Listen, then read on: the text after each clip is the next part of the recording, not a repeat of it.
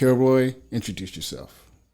Hi everyone, my name is Kilroy was here, and I am a lo-fi hip hop producer from Huntsville, Alabama.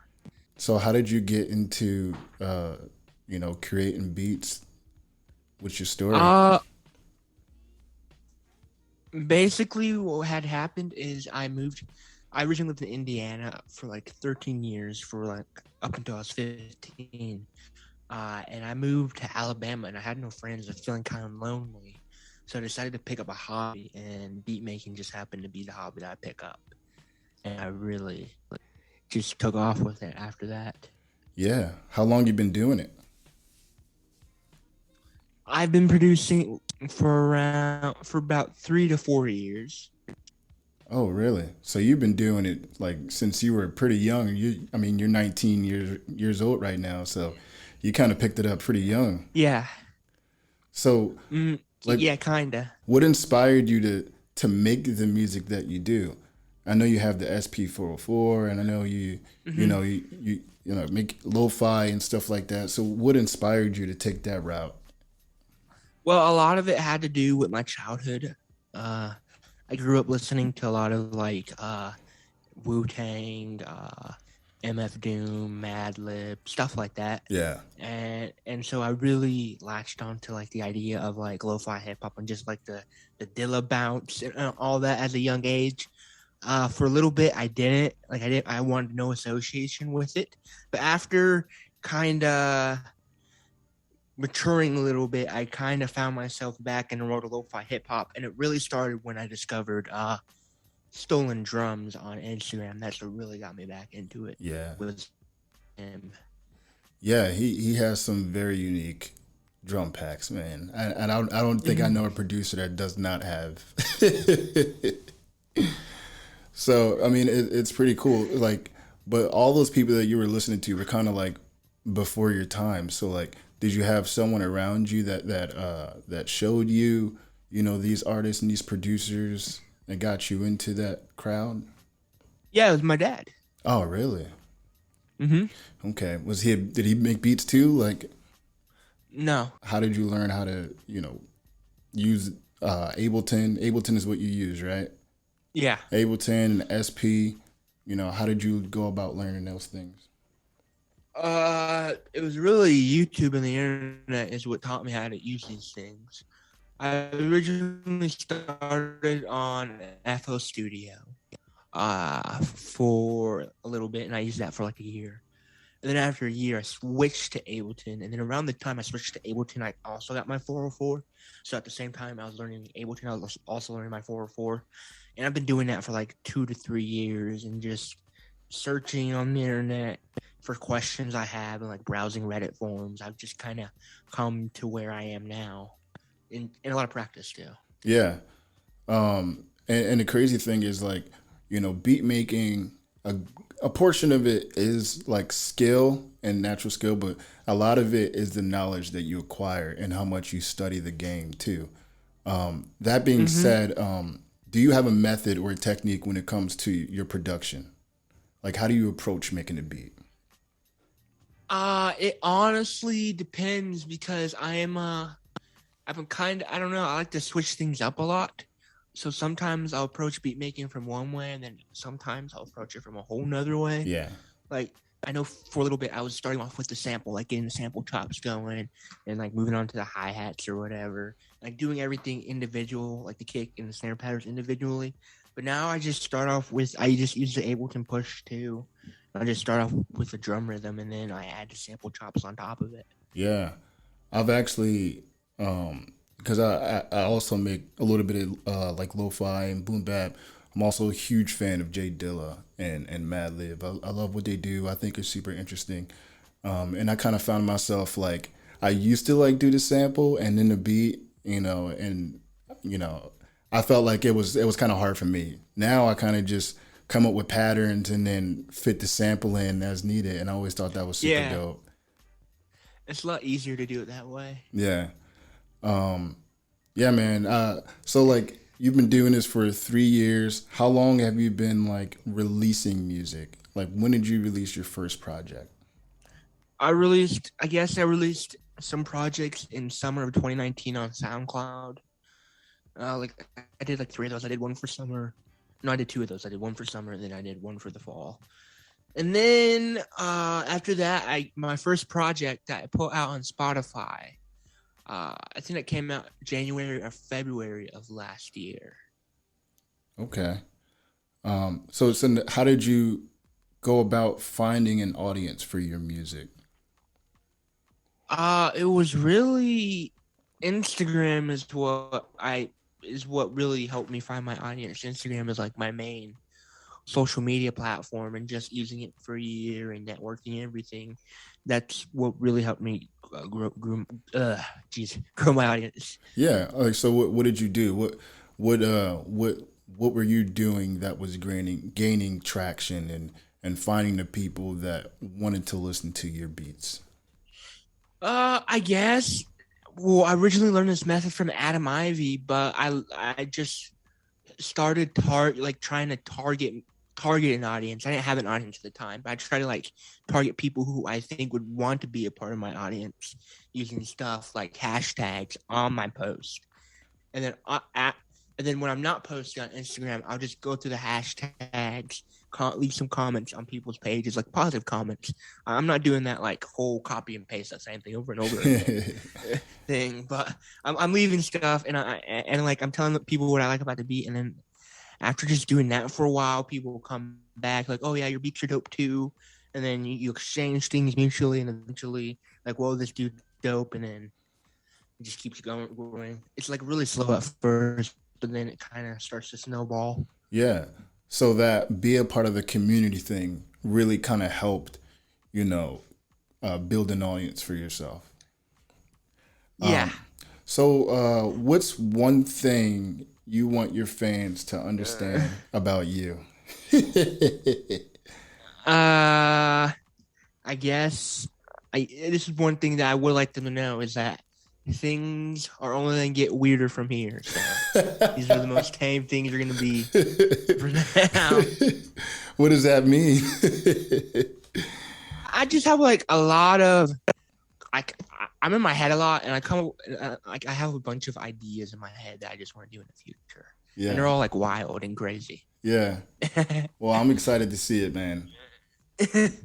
By the way, so when I did find your page, I feel like you did an awesome job at branding your content. Like, as soon as I showed up, I'm like, okay, this guy is definitely part of the lo-fi community. He has the lo-fi videos. He's got the head bobbing. He's got the, and it's just so you. Like, when I go to that page, I'm like, it's all personality. What's one thing you think people miss when it comes to like branding their artistry? Well, you actually just answered the question. It's all personality. That's what sets branding apart is your personality. Your brand is really just yourself. Yeah. And then everything else is just a product of your brand. I agree. Like when you think about someone like Tyler, the Creator, his whole brand is being crazy and being a troll and stuff. Yeah. And that's why people really like him, is just because he's organically him, or like Billie Eilish, like all these people. Yeah. They're just themselves and have something attached to them. Like, yeah. So, yeah. Yeah. I completely agree. Like, cause I do feel like, a lot of people that I've seen on the platform try to express that, a different side that's not truly themselves. They're kind of just replicating what they see other celebrity or megastar artists do. And you know what I mean?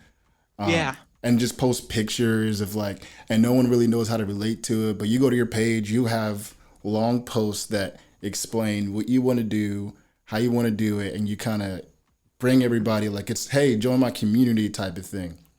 Mm-hmm. So you've also started a Discord.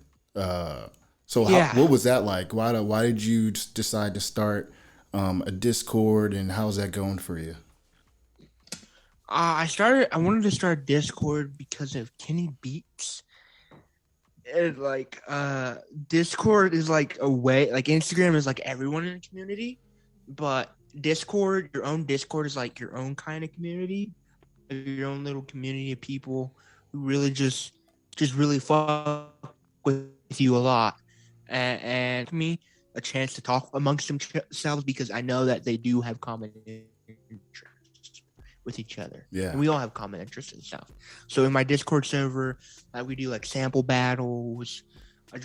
We we talk to each other every Sunday. Do this thing called Discord track review, which so everyone who wants to submits a track, and then I'll get on Twitch, and then we all sit together and we all listen to each other's tracks on live stream. So I created the Discord as a way just to kind of glue everyone together. Yeah, and I really think that was a smart move to because Instagram, it's like you have a huge, you can grow a huge following, but there's no guarantee that your post is going to reach everybody. So having a Discord, for a fact that as soon as they log on, they're going to see your post, or they're going to see, what's going on, what's happening inside the community. You know what I mean? Yeah. So tell me about Grandma's House. How did you come up with this idea? What was, what made you name it Grandma's House? What was the idea behind this project?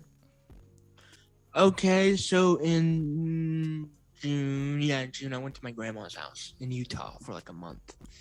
And the idea of Grandma's House originally stemmed from the fact that because I was at my grandma's house, I didn't have enough material. Currently, I was unable to drop a beat tape in June. So I decided that I was going to make a beat tape at my grandma's house, just on the SP404, SP303, and kind of trademark it as its own spin-off title a little bit. So I guess the idea of Grandma's House came from me not having a tape ready. Oh, okay. And this was all created in the 404?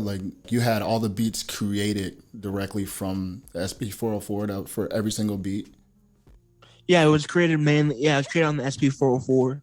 I had my SP404 running into my SP303.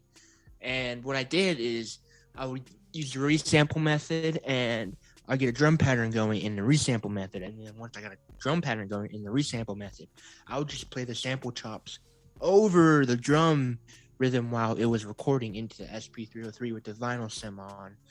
And then once I got the beat out of the SP303, I would then record the beat into Koala Sampler. And that's kind of where I store things to make things a bit more, just in case my 404 breaks or whatever, and I have SD card issues with it. And then once I got in Koala, some of the beats I decided to pitch up, pitch down, or wonk around.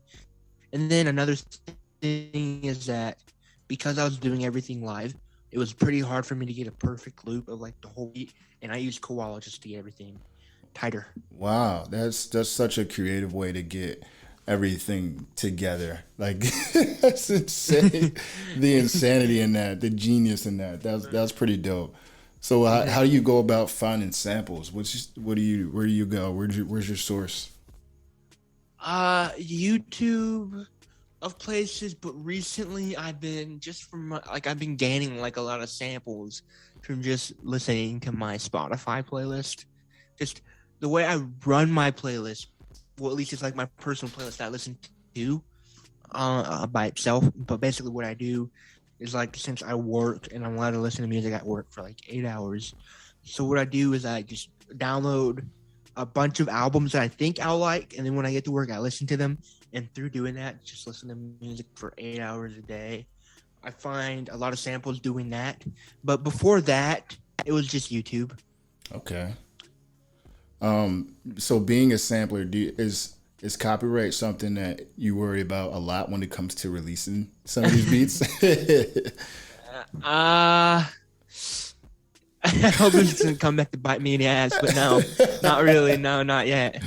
Maybe in the future. So what's your view on that? Is it not something that you worry about? Because I know a lot of people, especially myself, here's my view on it. I feel use what you want. And when it comes time, let's say something goes viral or you become big and someone wants money from that. I say take the royalties. At least you get some notoriety from it. And I feel like that is the most important thing. If you want to start a career, it's not just the royalties, but the notoriety, because the royalties can come later. So I don't know if you share that same view, but that's pretty Yeah, much. yeah, I pretty much share the same view. I guess my view, I guess what my view is just that I'm broke. I have nothing. So if you want it, you can have it. But I don't know. It stems just from the fact that so many people sample. There's so many samples out there. So many things that sound the same, and there are like so many different ways that like some beats I like let the sample play all the way through, or it might reverse it, or it might chop it up. There's so many things. I don't know. Like if I were to see myself getting bit in the ass for a sample, I feel like it would be something like stupidly obvious. Yeah. Yep. Like what Juice WRLD did with Sting. Oh yeah, like when he got sued from that, but hey, started his career and exactly, he got something good out of it. yeah. So that's my view on it. If you listeners are sample producers, like myself and Kilroy. So do you have any advice for any other producers looking to come up in the game? Yeah. Be patient, be open, and be yourself. Yeah, no doubt. Do you have like any idea if you feel like you're going to collaborate with any other artists or producers in the near future? Yeah, I have a few collabs coming down the pipeline. Okay. Like Yeah. like some rappers or like what? What are you planning on doing? A bit of both. Okay. So Yeah. like a project, or you just get some placements? Yeah, probably some projects, some singles. I send beats to a lot of people. Most of the time, someone asks, I'll just send it to them or whatever. That's super dope. Yeah. So yeah, there's a lot of stuff coming down. I did recently get a placement. I don't want to say who it is yet, out of fear of jinxing it, but I did get a placement recently. That's very Super dope. exciting. Super dope. That will be coming out soon. You gotta stay patient. All right. Yep. So what's next for Kilroy? What's coming down the pipeline in a more recent tip? Okay, I got a drum kit dropping on next Friday, and then probably another beat tape on September 3rd. No, yeah, September 24th. So in like 2 or 3 weeks. I don't know if that one is gonna be yet, but yeah, just usual Kilroy stuff. All right. Drums and beats. Word. I have to check it out. Let me know. I'll definitely check it out. All right, I will. Cool, man. Kilroy, thanks for taking the time to come on the show. Super dope. Super insightful. Appreciate you. Thanks for having me.